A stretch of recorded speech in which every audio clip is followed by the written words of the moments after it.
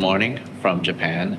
I am at Nissan global headquarters. I'm picking up my press car. I'm picking up a Newsy. Afterwards, I'm gonna visit my buddy SAMMIT, and then we're gonna hang out. Come to Nissan, pick up a Newsy, a Proto, the launch color. Incredible. Look how good that thing looks. Unfortunately, this one is automatic, which is fine. I've never driven an automatic version of the Newsy. I've driven plenty of manual ones, so ETC card verified. We'll see how this fares around Tokyo traffic. I'm sure this is going to be a lot more comfortable to drive versus a manual. It is a lot faster too.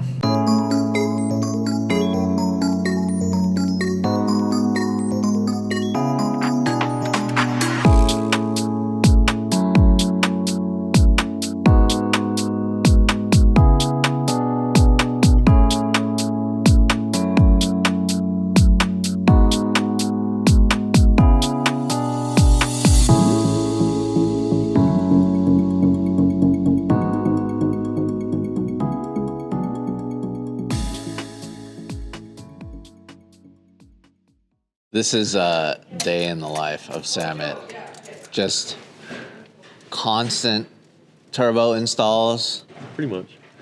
Merch drops. All the good things. All the good things. Dude, thanks for having me. I've wanted No to come here for a while. I absolutely love what you do. Thank you. And you know, it's funny, we see each other everywhere. All over the world. Come here, mate. Wherever we go. Yeah. I just want to make it very clear. It's not a one-man team. This is the reason why I'm here today, for sure.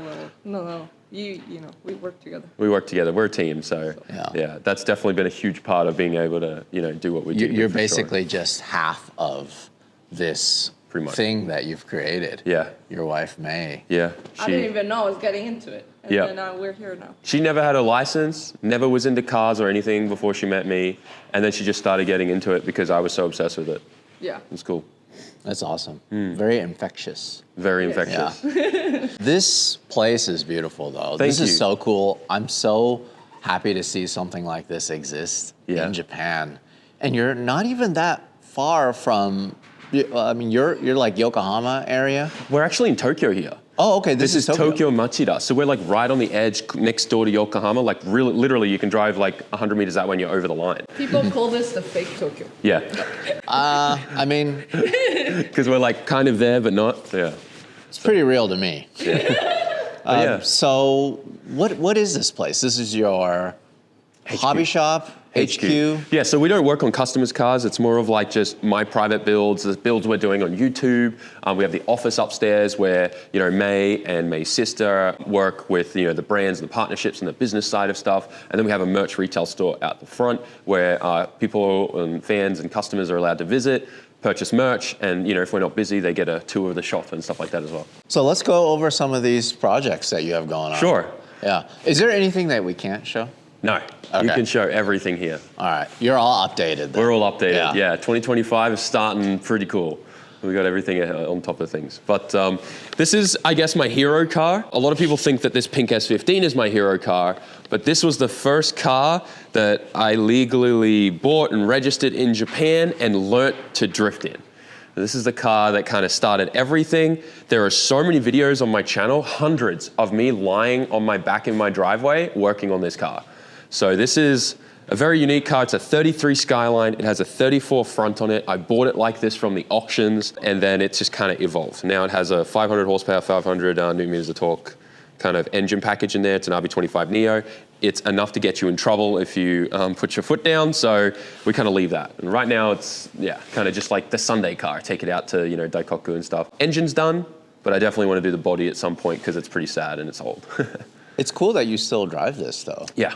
But you don't drift it anymore. Nope. No. I mean, occasionally, I'll bring it to an event for a special occasion, but that's it. It's kind of just like, the feels, the vibes, kind of just remembering like where I came from car.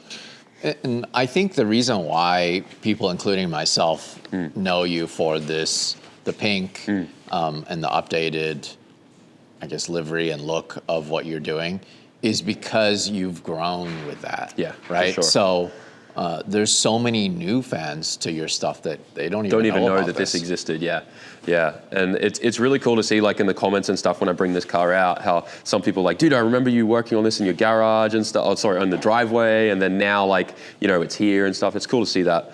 But this is the car that I think that a lot of people kind of found out about me from, because we built this car with Okachan from Yashio factory. Last year, we didn't really do anything much with this car. It kind of sat.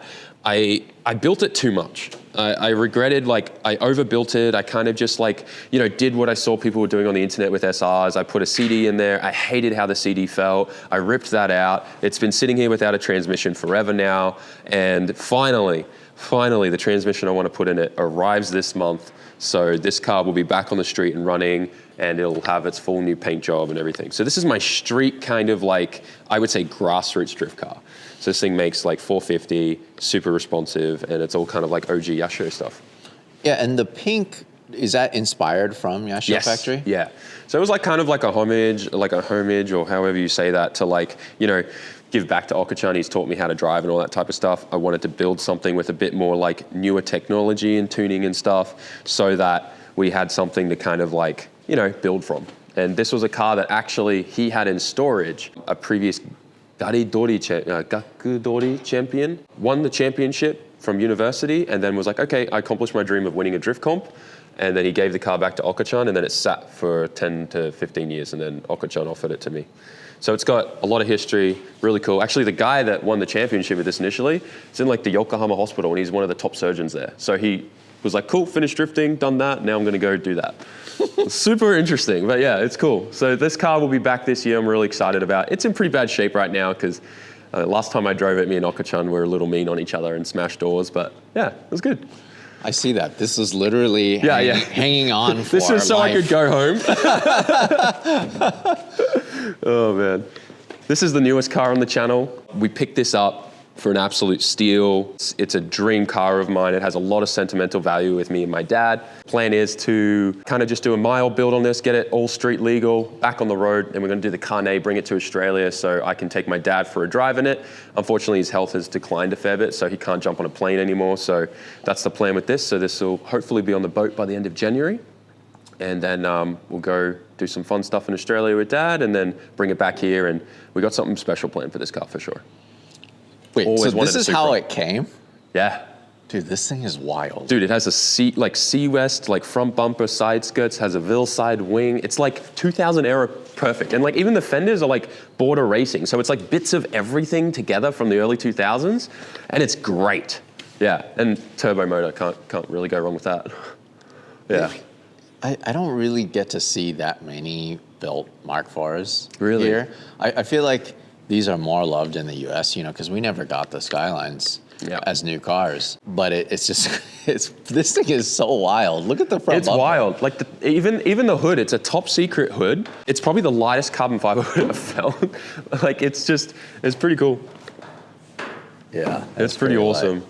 So I'm not sure if I want to keep the current aero that's on it. It's a little crazy, but it is growing on me. So we'll see. We'll figure something out. Now I just want another one, because I'm just like, oh, I'm into the Supra it's game certainly now. different looking. It is. Dude, I didn't realize how thick and big these cars are. Like, it's wide.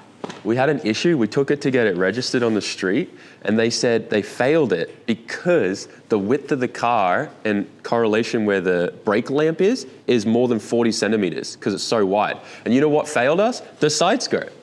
So we have to go back and do the inspection with no side skirts, just because this sticks out that little bit too much. Oh, buddy. The things you got to do in Japan, man. Yeah. It's crazy, right? The comp car is not here. That's currently getting chopped up by my friends up in Misawa. So that's like already, because it's, you know, off season. So that thing's like fully stripped down, getting rebuilt from the ground up. But these two cars, you're going to love this, because you're going to be driving these this weekend. I'm really excited about that. Yeah, so we got the Bogan 32 and the Chaser Drift Missile. This is the car that I bought at Ebisu Circuit. It's like probably the car I have the most seat time in. Done thousands and thousands and thousands of laps of it at Ebisu. I've jumped this thing over Minami multiple times. It's a tank, man. We've rebuilt this car so many times, and the front end has been reinforced everywhere. It's a fun car.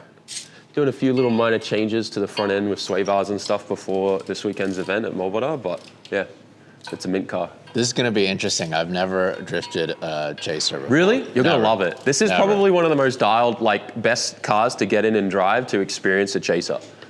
The rear's fiberglass. It's a little beaten up from the last Matsuri, but she's all good, you know. I mean, Simple it's thing. obviously driven. This is not a show queen in any way. No, not at all. But it performs. It's form over function for sure. Function over form, sorry. So then 1J 1J, setup. yeah, it's got a Spectrum turbo on there, which is like the OEM size turbo, but it's like got the steel wheels and the billet wheels, so it never breaks. So it just runs 1 bar of boost, same power as what everyone else runs at Ebisu, straight piped, and everything's done with like bushes, all the Serial 9 parts. Everything that you can pretty much do to a Chaser to make it bulletproof has been done.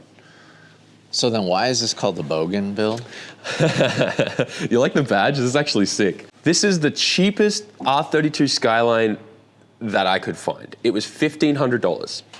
And the reason for that is it had a single cam RB20 in it, the most undesirable out of all the RB series engines. But I was just being stupid, having fun, wanted to blow it up, put a big turbo on it, this super like redneck kind of ghetto turbo setup, and it worked.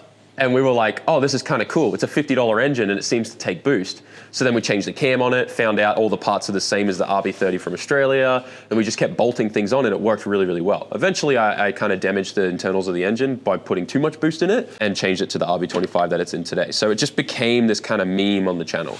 And now this is it. So what's up with the Alaska plate? Some people visited the shop and gave me some plates and I was like, let's put a yellow plate on it. So I just threw it on because I just thought it was funny. But yeah, no, it's like the cheapest 32 Skyline I found that was like kind of abandoned. $1,500. Yeah. Now, obviously, this engine is different, but yeah. It's, No, I get that, but just for the chassis alone. Yeah, no, and it's a great chassis. Like, it's not super rusty. It's a few little bits of rust here and there for a car of its age, but dude, like, I mean, the headlights are freaking awesome. These are normally always damaged and cracked, but yeah, it's great. And then we just bolted on BN Sports Aero with D-Max fenders and a hood and turned out great with a $1,000 paint job. Yeah, it almost like doesn't look like, you know, a redneck kind of ghetto car anymore. It's so nice. I feel like this is a livery that Colette would like. Oh yeah, Colette would love this for sure. This is Swift Yellow. You know the Suzuki Swifts? Oh, Yeah, okay. yeah, so like that's the what one that you yellow have is. outside. Yeah. And then that's just like a kind of like a pink fade into that. It was really nice. There's a famous drift team that drives locally in the grassroots comps at Nikko Circuit, and they do this color scheme. So it was very inspired off them. Yeah. What Otherwise, else we got here? we've got the Cresta. This is going to be May's new car. She's getting into drifting and stuff, so we're going to be doing a 1JZ turbo swap on this. This currently has an NA 1JZ in it. So these are essentially a super cheap chaser. You know, it's a JZX 100 chassis. Everything's the same. It's just NA automatic. These cars sell for anywhere from $1,500 US to like $3-4 grand US in Japan. Really nice condition ones and stuff like that. But otherwise, yeah, you just drop the turbo motor and manual transmission in there, and you got a JZX 100.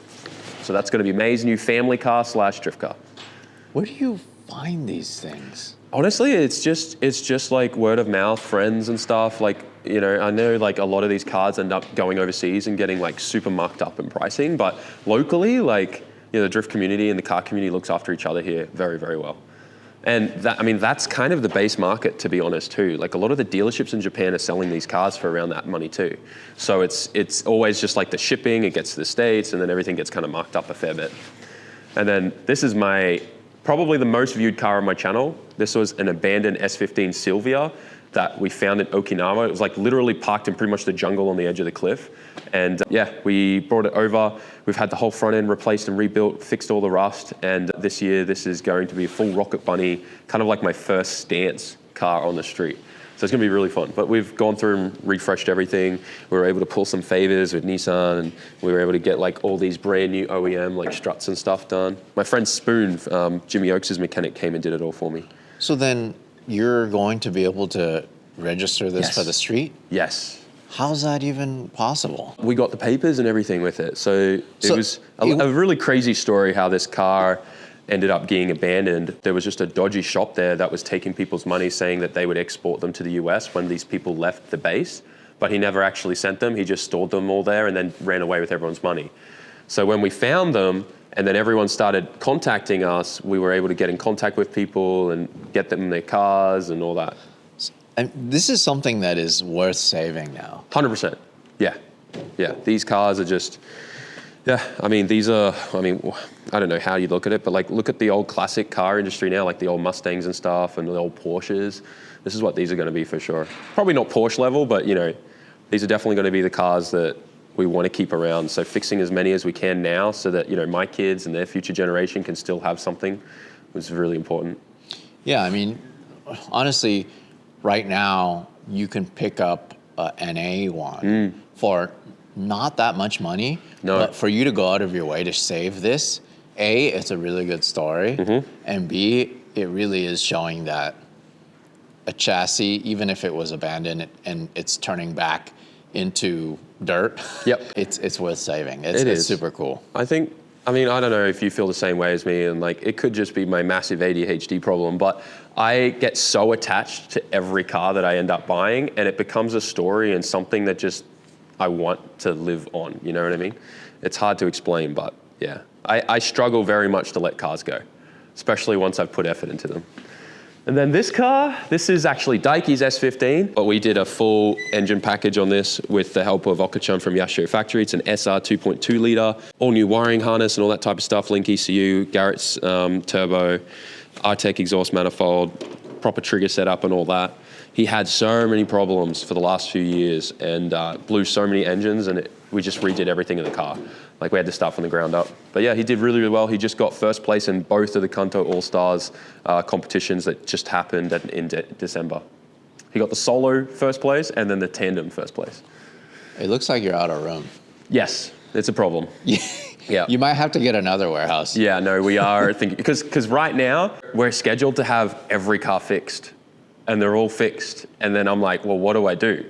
I'm not gonna sell them, so. Especially when the ones that you have outside of the shop right now, when they come in, then it's going to be like some crazy shuffling to move any car. Yeah, so the goal is to either find a space temporarily to like, you know, something that's just like a shed with good security to store my cars in, and like whenever I feel like driving something, I'll just go there and get it. My goal is, I've looked into this and I've already got like a real estate friend here looking for it, but I want to buy like a whole mountain here. And then you could potentially have your own track. Everything, yeah. Like maybe like a Daigo land, but it's SAMMIT land. Yeah, something like that. Just like a little bit more countryside, of course, because, you know, sound pollution and stuff like that, but being able to have a place where we can not only build, test, tune, and drive everything. You know, I don't want to have to like keep shuffling things and move around, and then storage, but then not just for me, but like all my friends, you know, like Adam, Grant, TJ, you, like if you guys wanted to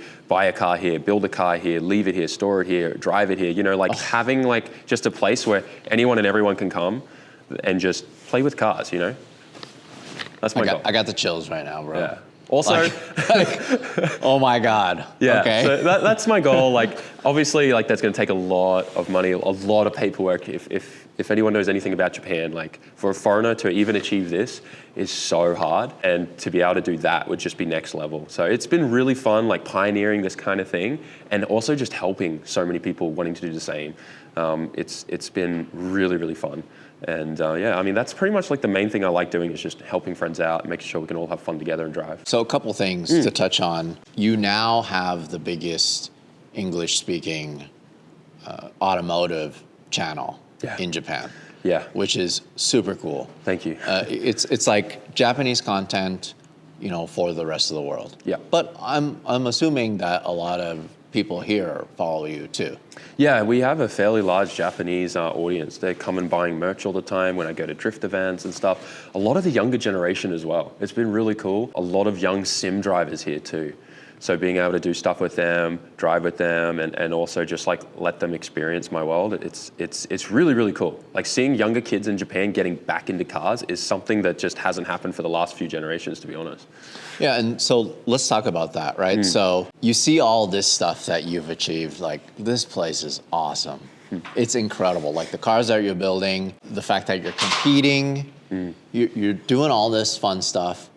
I'm sure a lot of people are asking you, hey, what's like the overnight success overnight way to do this, right? There's no such thing. You gotta get asked that all the time. I do, but there's no such thing, you know.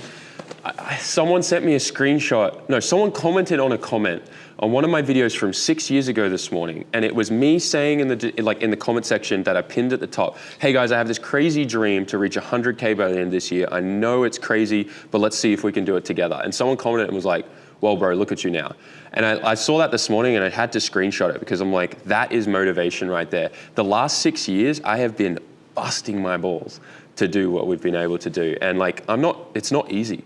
Like, you know, it really isn't. Like I've literally, especially with Japanese cultural stuff, you know, I've been sat down, yelled at, screamed at, you know, and like just been completely shut, like broken by people in this industry. And then to pretty much go back and apologize and relearn everything from the ground up. Like people, I guess, just don't understand how different it is here. Like I have had to change my thinking and everything on how I approach things. It's so different. You've made your mistakes. Oh yeah, I've made so many mistakes. I think we can all agree on that. But you know, I'm learning just like everyone else.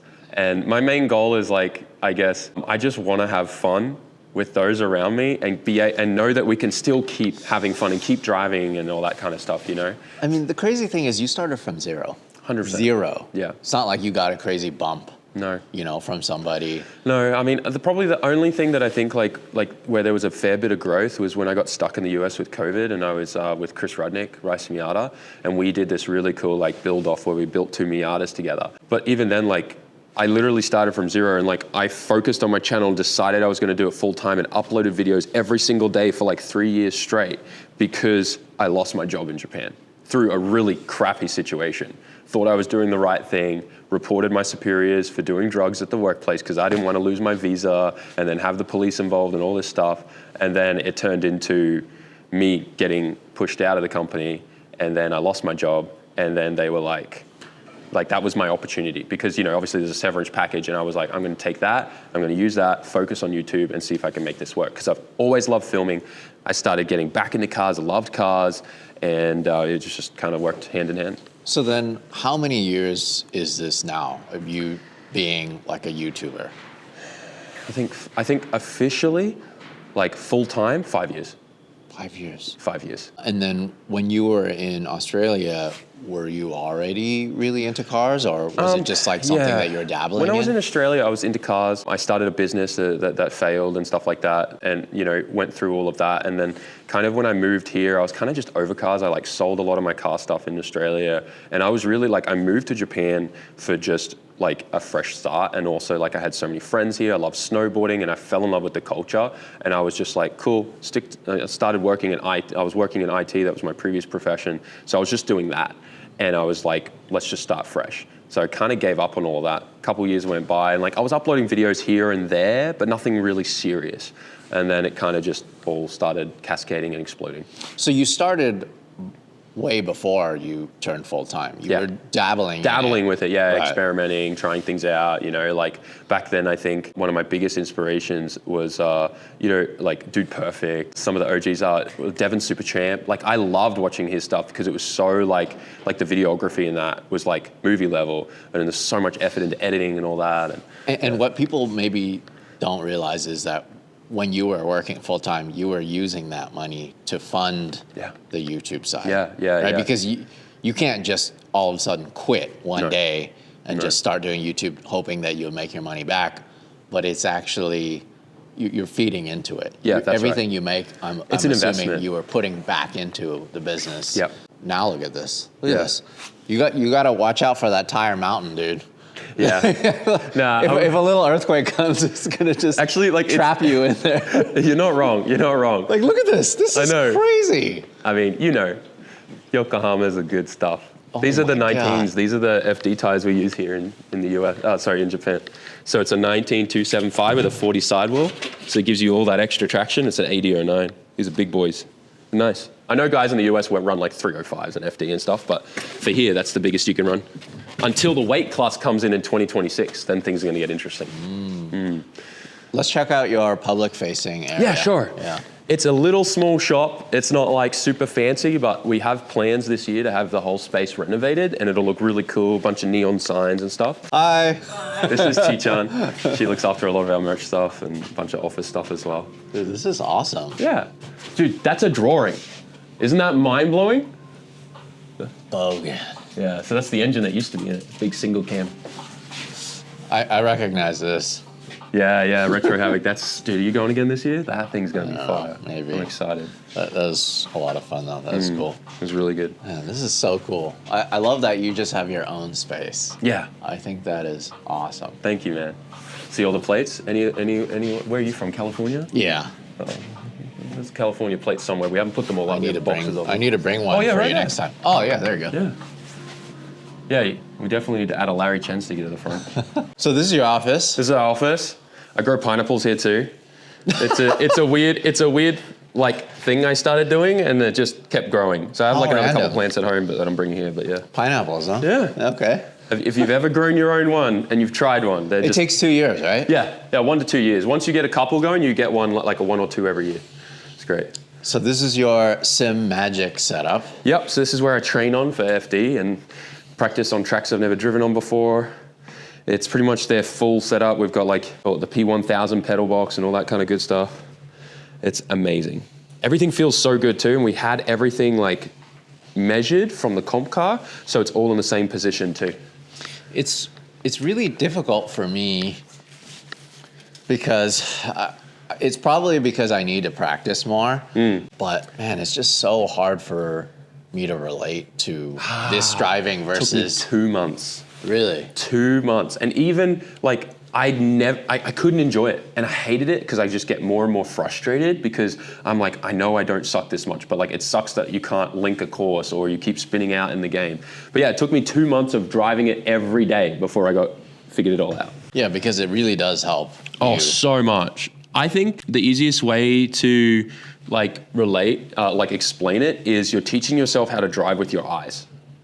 Like the first couple months, it was my eyes and my head. I'd get a headache from just concentrating so much because that's like everything you're kind of going by. I don't have a moving platform or any feel. And going from learning to drive in a car by feeling to this, it's like you're just teaching how to go by your eyes, which is really good for consistency because then you're always like, entering in the same spot and stuff like that. It just trains that other kind of, I guess, avenue that your brain, can use muscle memory with your eyes instead of just by feeling. Because there is a delay there, right? If you're waiting for the feeling to come through your body and know when you need to do what, there's a bit of a delay there. So being able to use your eyes means that you can react faster too.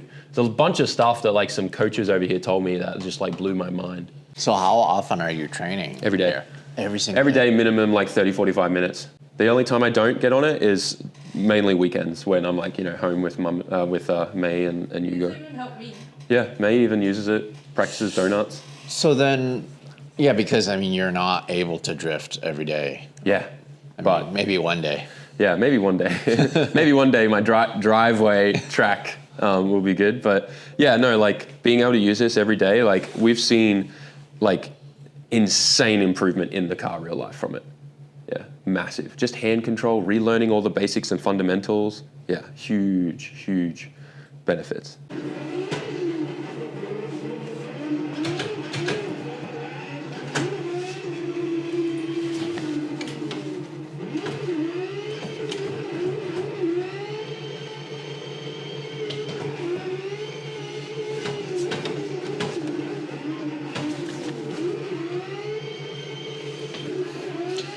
Do you ever enter any of the online competitions then? No, I've never done any of the online comps. I want to start doing that though, because I think it's very beneficial. From what a lot of people are telling me, they say that it's actually harder than real life. Really? Yeah.